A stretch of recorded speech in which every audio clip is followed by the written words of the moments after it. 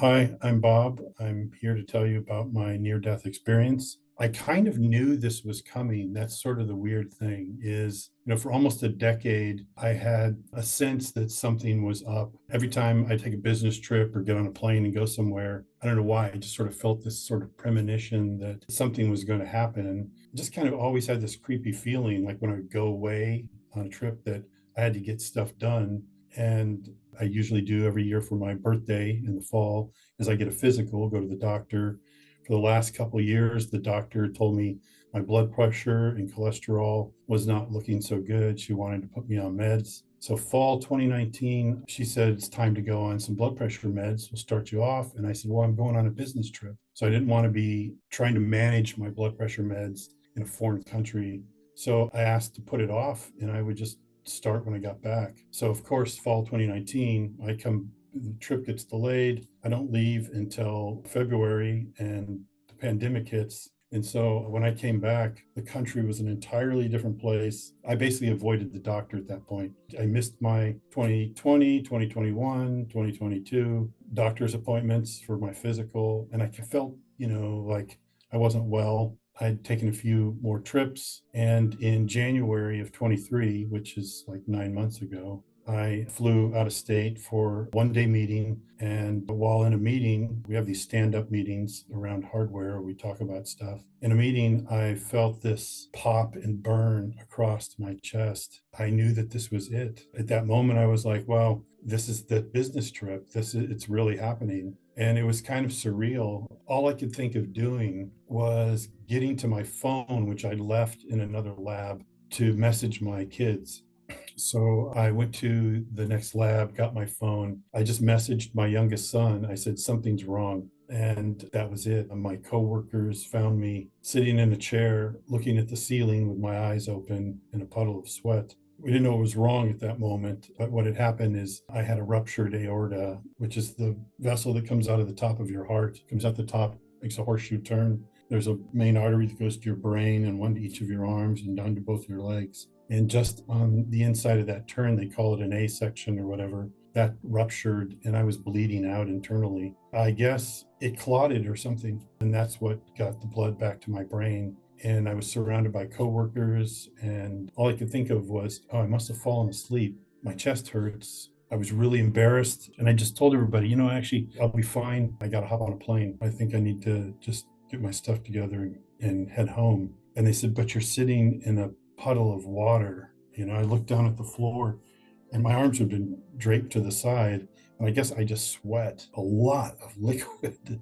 And they said, well, we called EMT. Actually, they're in the lobby right now. They're on the way in. Why don't you let them check you out before you hop on the plane? There is no way you would get me to go to a hospital or to EMT or nothing. So I thought it was odd. My behavior at that point was really weird. It didn't feel like myself. I was so compliant. I don't know why I was agreeing to any of this stuff. So I just said, sure, okay. And the EMT guys came in, they checked me out. They said, your blood pressure, pulse, everything looks great. But, the sweat and the chest pains, let me get you out to the truck and check you out a little bit more. But they got me in the truck and then they got me to the hospital, which was 10 minutes away. The other thing, which was really amazing, is that my coworkers did not put me on the floor and try and do chest compressions or CPR. They would have killed me more because I was bleeding out internally. That would have been the wrong thing to do. And they didn't. Anyways, the ER guys got me in. It was so quick. They got me into the CT scan and the nurses were taking me back out because he had already seen the CT results and said, you've had a ruptured aorta. We need to do surgery right now. And it was all quick. I signed some forms. And then they asked who my emergency contact was. And I just told them my brother, and I was only unable to lock my phone and handed it to the nurse. So they found him in my contacts list and called my brother. On the way to the hospital, though, in the back of the ambulance, I was messaging everybody on the stretcher. I was family, my brother. So they all knew what was going on, kind of. I said, I'm going to the hospital. I don't know. I didn't tell them chest pains. I didn't tell them any of that. I didn't want to worry anybody. I just said, I'm going to the hospital. There was no time after I signed the paperwork and I handed him the clipboard back. I was already IV'd up and I was unconscious before I went through the doorway and I was out. This is the part where I wake up on the other side. But for me, it was different. When I came on the other side of this thing, it was in reverse. I was leaving the other side and returning back here. And I was leaving a place that was, I can't think of any words to really describe. I felt I was leaving a place that was, there was a sort of a soft, warm amber light, and it was rushed. Everything happened at the same time, like from the moment that I was aware that I was not in my body, all the way to the point that I came back. All of that sort of like happened all at once. It was like this accelerated thing. It was just like, boom. I was leaving a place that I had been for like lifetimes, like a long time. And it's really unsettling because I felt like I was being forced to leave this place that like I knew so well. I didn't see an old guy in a white beard. I didn't see God. I didn't see grandma. So I was worried that I didn't see anybody. I didn't meet anybody.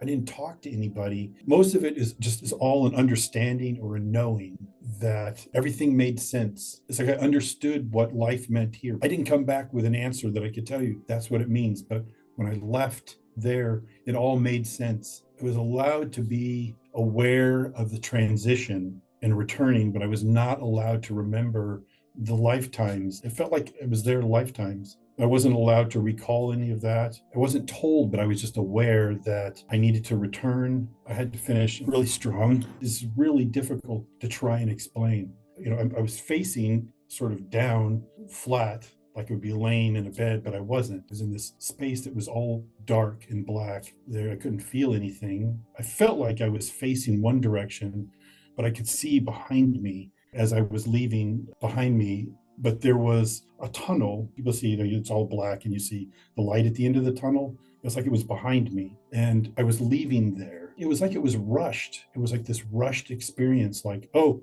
almost it was like it was kind of hasty, almost as though there was a surprise, like, oh, your body's alive. You got to go back.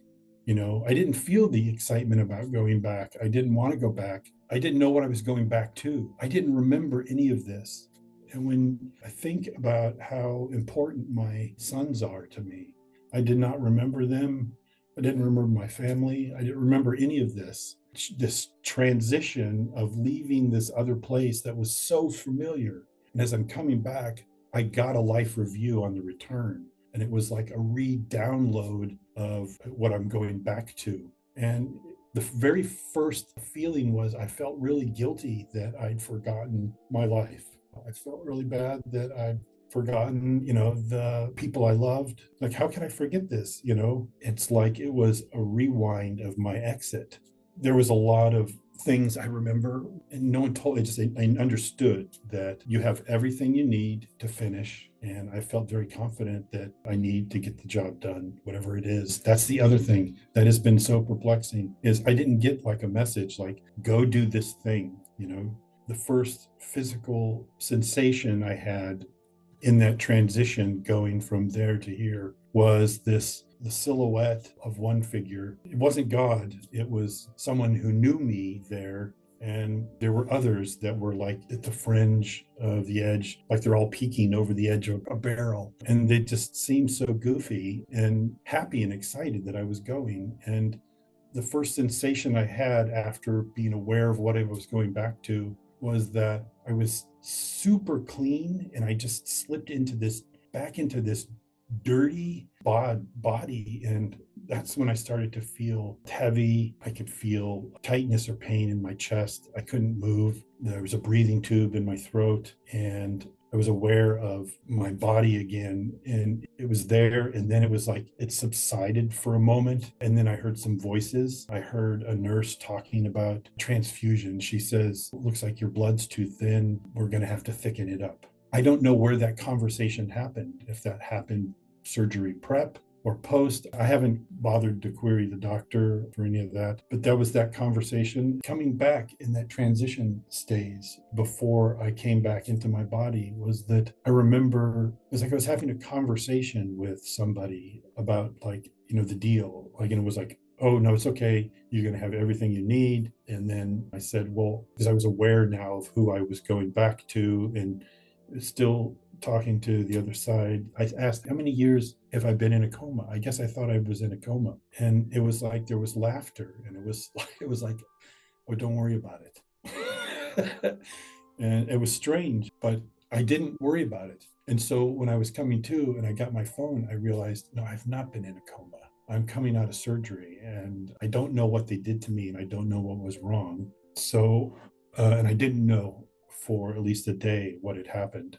My brother and my sons flew up right away. I didn't want to go to a rehab facility. So my son stayed with me. We got a hotel and he took care of me. But, there have been some first few weeks, there was, some ups and downs physically that were challenging. I did return to work in 5 weeks. Those first few weeks, I felt like I was living in an echo, like I shouldn't be here. This isn't right. I shouldn't be alive.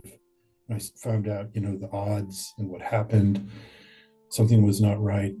So it was kind of an echo. So I was in a hurry to get back to work. I had a conversation with the surgeon, the doctor that saved my life. By the way, I was out of state at a hospital that's out of my network. So I go to this hospital, see a doctor, and he fixes me up and sends me back home and kept me there for a month, wouldn't let me fly. But when I was leaving, I'd gone to see him a few times, and every time he just got sick of me, oh, thank you so much. I mean, you saved my life. It's this amazing thing. And he says to me, you don't have to find the cure for cancer. You don't have to save anybody. Just go be the best you. So, sometimes that's what I guess you go back around, you just get to be the best you. I was also shocked that when I came back and was able to get my first doctor appointment with my doctor back here in LA, was that the doctor comes in and says, wow, you're a miracle. That guy saved your life. Then he tells me, you're lucky that didn't happen here, because if it did, we wouldn't have touched it. It's too high risk. We would have sent you to a third-party hospital and you would have died in transit. It just kind of highlights the risk that the doctor took and the risk that the hospital took and the Cardiac Institute that I was lucky enough to land in. Because my NDE didn't make a lot of sense to me, I started listening to other people's NDEs and I pieced together that I came out in reverse or something. I'm kind of a private person. I left social media a while ago. I don't really engage in all that. So I think that's kind of what brought me back to this and to do this, is that I had all these answers. I've wanted to go sit in a room with a bunch of people that have died, which is really weird. And I want to talk. I want to meet people face to face and say, oh my God, I was there. So I really want to connect with people. So I've been listening to the NDE stuff. A lot of that has helped me understand some of the gaps. I think the thing that is so meaningful is that everyone is so different. Their experience is so different, yet there's these key things that are all similar. I died, went to the other side. And one of the things I remember is that everybody's there. Maybe it's just that when you're connected to that, maybe you just don't see the bad thing. But I had a sense that everybody was there. If there would be an end message, there was something I did take away from that transition period. There was a lot packed into that because it all happened like at the same time. I got a sense that it's really important to love the people in our lives around us, love and forgive. Hey, fellow NDE fans, we have some exciting things coming up on the other side, but we could really use your help and support to keep going with this channel. Our outreach team works around the clock, making sure to bring you the best NDE stories that we can find. But now we're looking to expand into other countries to get near-death experiences from around the globe. However, we need your help and support to make this happen. This is why we're introducing our YouTube membership program. Get access to exclusive ad-free episodes that haven't been on YouTube. Watch and participate in live Q&As with the guests. Engage directly with us and NDEers. Participate in giveaways and live events. And most importantly, you will ensure our channel's continuous efforts to seek out and uncover these important experiences worldwide. Support us by hitting the Join Now button below. Thank you for your continued viewership and support. Your help will make a difference, and we look forward to building our community together with you.